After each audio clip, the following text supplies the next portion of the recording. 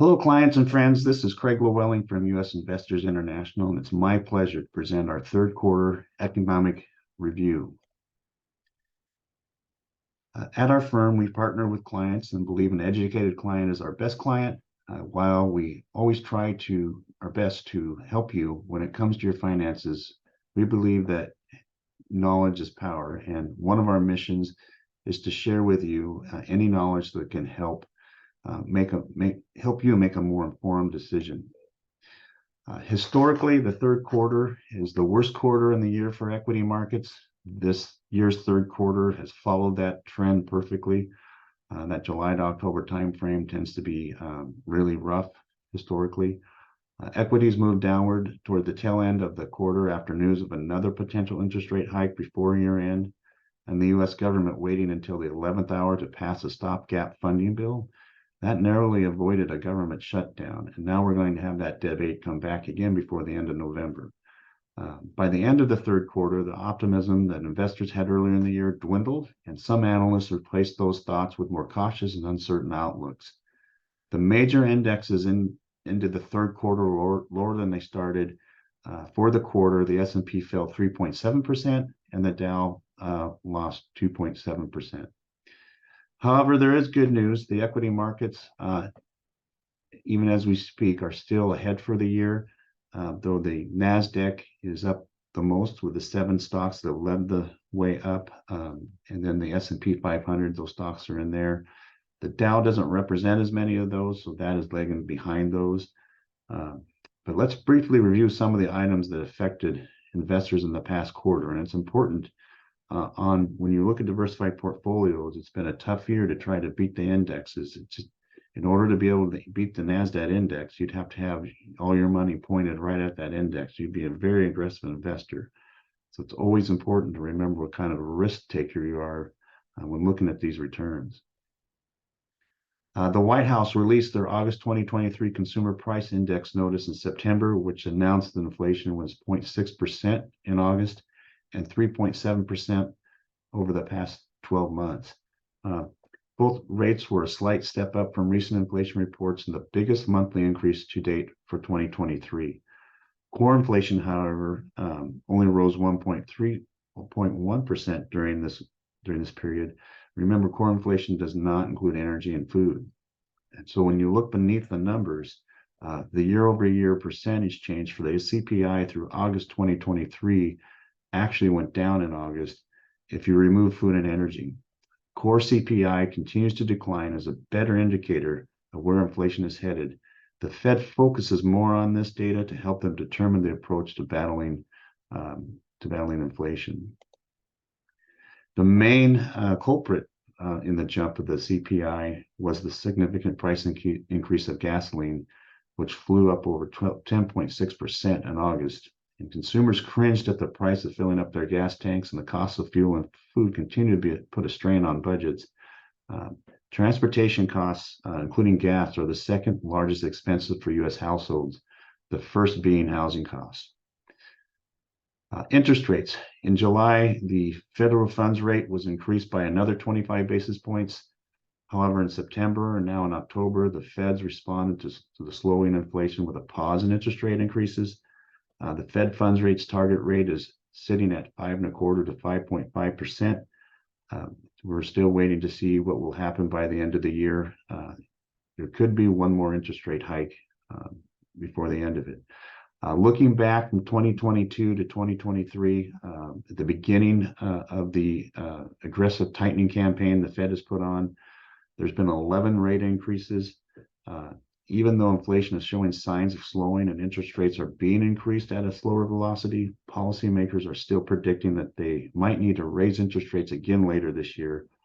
And so we're watching this very carefully. We'll know more here in a couple months. And we'll also know more on the CPI as it comes out again on the 14th, which is next week.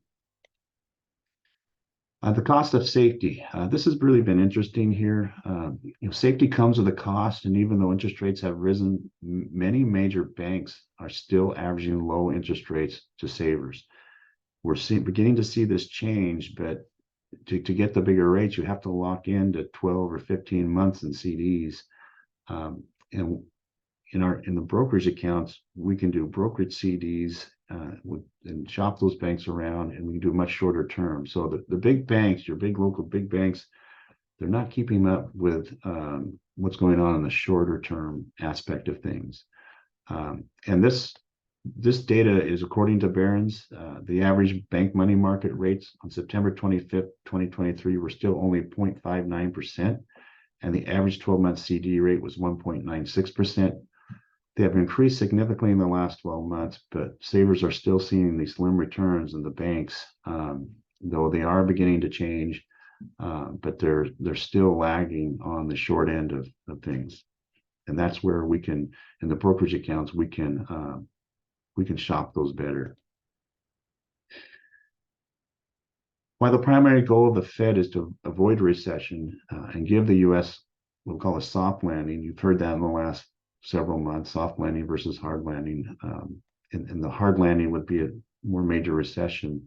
There's still a possibility the U.S. will experience a recession, and we think that possibility is growing. But obviously, no one can completely tell for sure what will happen, and if so, at what level of severity. So we can't try and we just can't focus on predictions. Rather, we need to focus on preparation. And so should the U.S. experience a recession, one of the best ways to prepare is to remain financially liquid. You should also anticipate and prepare for any large cash obligations you foresee, such as funding a wedding, helping family members, purchase a new vehicle. For those of you taking required minimum distributions or taking income out of your accounts, lifting those money markets up over the months ahead using profits. We've been doing all of that here in this last quarter. And one thing we definitely want to do is avoiding the negativity that the media fuels can really help keep you grounded, even especially during the tough times. Media is there to sell, and they make more money when you're emotionally connected. And when that happens, those who make emotionally charged decisions usually do not make the wisest moves. So please stay away from the media as much as you can during these times. Geopolitical unrest. Well, we got certainly a lot of that. Global economy has been in a vulnerable position with all this. Israel in early October, again, it rattled the markets. These are the things we can't see. We just can't predict that coming. And there's a lot of other things out there. Because of this, there could be a lot of other geopolitical things out there, including Asia and Taiwan. A lot of things to be watching there as we turn the corner of the year. So this continues to be a major concern. And equity markets don't like all this uncertainty. And so we will continue to keep a very, very close eye on these issues and how they affect the U.S. markets here. Equity markets, we still are and will always be long-term investors. Savvy investors understand that equities are long-term investments, that long-term investing is not linear, and it requires patience and discipline. We stand by our belief that we should proceed with caution during the uncertain times, and creating and sticking to well-devised, well-diversified long-term plans have historically served us well. Again, we are keeping a very close eye on key areas that could directly affect equities, including interest rates, inflation, and the unemployment rate. The unemployment rate went up from 3.4 to 3.9 within the last 12 months. That's another major indicator you see prior to a recession. So all that as we move into December, interest rates, unemployment, inflation, all that we're watching very closely because that's, and the Feds are too, that's where they'll make their determination. So a recap of quarter three, some things to remember. Again, inflation is getting closer to the Fed's goal of 2%, but it remains still elevated at 3.7% as of August. It is possible that we'll see one more interest rate increase in 2023. Flip a coin. It's just going to, again, depend on the data coming out of the unemployment, inflation, and what the overall economy is doing. Seasonal, the holiday will make a difference here. See how things happen, how the consumer is, the confidence the consumer has here during this period. All this points to more volatility is going to stay. That we feel certain about as we move into the first part of the year. One thing we've done over the last few years is as we've built these portfolios, we've done it with a secondary eye towards dividend cash flow. So it's a great time to review your income producing investments and be watching those dividends coming in, getting reinvested back into the fund, buying things while they're lower. And that so remember, a well-balanced portfolio should be designed to have these resiliencies in times of volatility like this. Recession is still very much a possibility. We believe it's hasn't been canceled, just delayed. And of course, staying the course and maintaining the consistency of a well-devised, long-term focused plan has historically served us very well. It's always a good idea to review your budget to help you refrain from overspending and improve your savings. We've been looking at this a lot here with people over the last couple of months. We'll continue to do that through the end of this year and the first part of next year. We want to be prepared for anything. We want to help clients create well-crafted strategies and plans that are customized for your unique situation and goals. Having a solid plan includes considering your time horizon, tax implications, liquidity needs, risk tolerance, and overall personal objectives.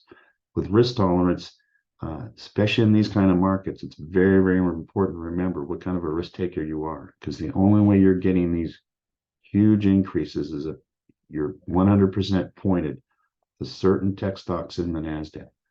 And that's a very aggressive position.